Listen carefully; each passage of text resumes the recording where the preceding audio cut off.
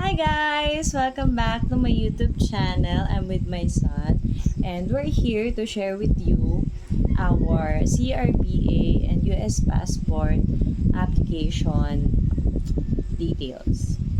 So number one is, the one that we prepared is the form DS 2029. So solely that's for the CRBA application. And then for US passport, it's DS 11. So you just need to fill those forms online. If your husband is not with you on the day of the interview, you need to fill out form DS 3053 and then DS 5507. So you need to get it notarized in US. So the person should be US commissioned. You cannot notarize it here in the Philippines. It should be in US. And you also need all the pages of your husband's passport with notarized also in US. Those are the important things that you needed to prepare. Yes. So, okay, for the CRBA, we have lots of things or supporting documents that you need to prepare on the day of the interview. Yes. So, number one is your son's or daughter's PSA copy. It should be PSA copy. So, you're going to photocopy all the original documents.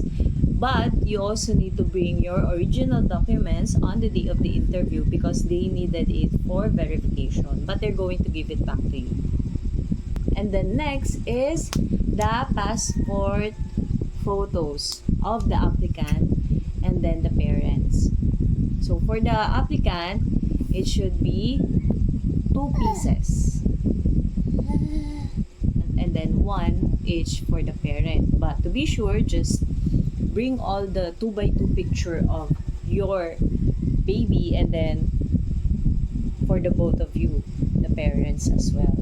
It should be unedited. So to be sure, just have it taken from a photo studio because they know what's the legit size for passport photo.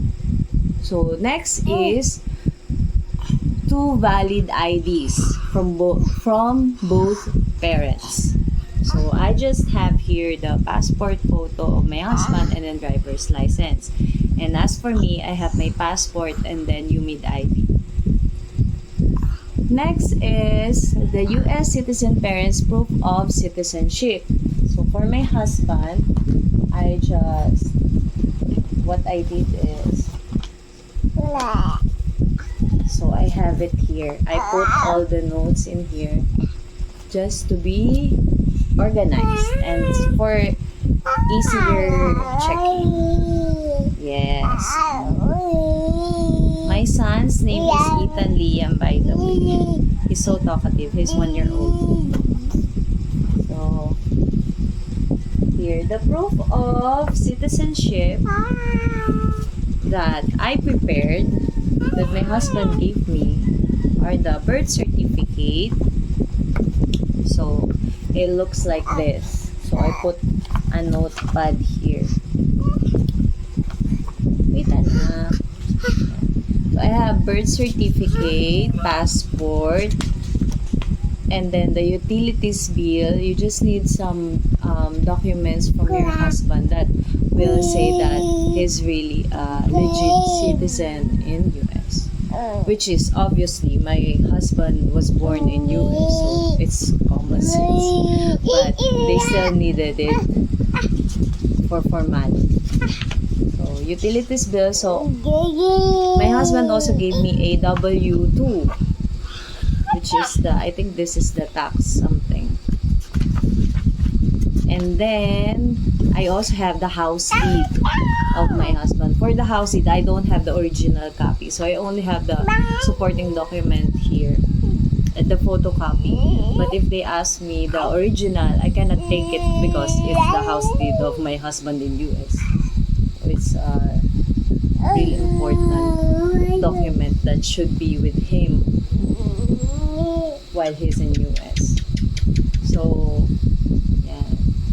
Parents to valid IDs, I have it here also.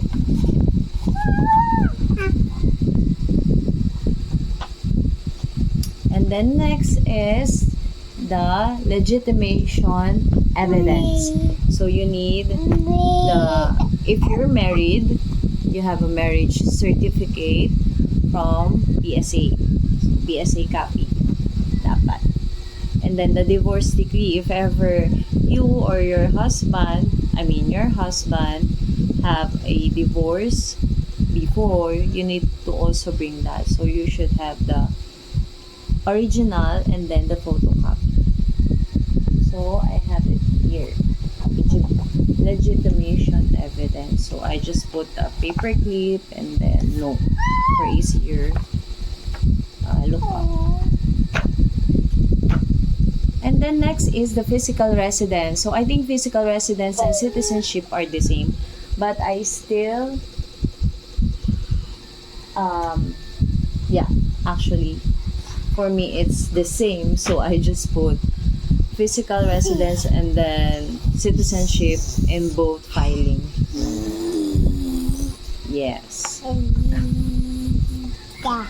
Yes, baby. Okay, so next is the evidence of mother's pregnancy. So what I have here is my son's, this one, when he was born. So I have his data here from the hospital before. So you need to photocopy all the data or all the details that you have when you were pregnant. So I have here the ultrasound report, the prescriptions of the doctor of the OB-GYN whenever I go to her for checkups. And then I also have here the clinical, so this is the when I gave birth na. Clinical abstract, the sonogram, the operative report. I also have here the ultrasound photos. And then my, what do you call this? My urinalysis, the test that conducted when I was pregnant because the OB-GYN needed it. So I compile it in one file. And then I also have the pregnancy photos. So important that you include all the pictures when you were pregnant because they need to validate that you're really pregnant and that you're with your husband because you need to prove that through photos, of course. And then next is I have here the presence at the time of conception. So I only input there the passport stamps, proof that he's here at the time of conception, and then yung flight records. I just took it from email because my husband just forwarded it to me before. So that's my proof of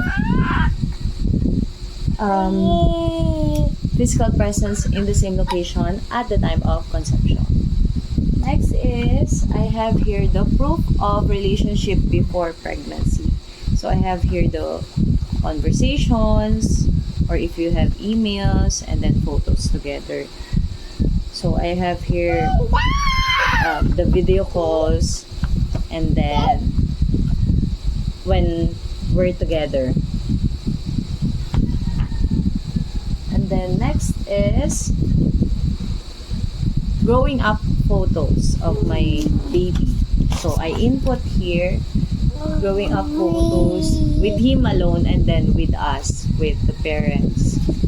Actually, it's okay if the picture is with the parents only. But the first thing I did was all the solo pictures of him when he was growing up until 1 year old. Yeah. that's it. Actually, that's all the things that you needed to prepare for your CRBA application. So, once you get there, you're gonna be asked if you also want to do the US passport. So, that's why I prepared the other documents that I told you earlier, the 3053 and then the 5507, all notarized in US. And then all the, what do you call that? The passport pages of your husband or your wife, the US citizen parent. It should be notarized as well. So that's all. Our interview will be tomorrow morning at the US Embassy Manila. So I hope you won't have any problem and they will approve our application. I'm going to update you guys once our interview is done, or all the things that I experienced while doing the CRBA and US passport application at US Embassy. Okay guys, that's all for today. Thank you. Say bye-bye. Bye-bye. Bye-bye. Bye guys. Thanks for watching. If you like this video, kindly like, subscribe, and click the bell button so you can be updated with all the videos that we're going to upload. Thanks. Bye-bye. Thanks for watching. If you like this video, don't forget to subscribe, like, and share.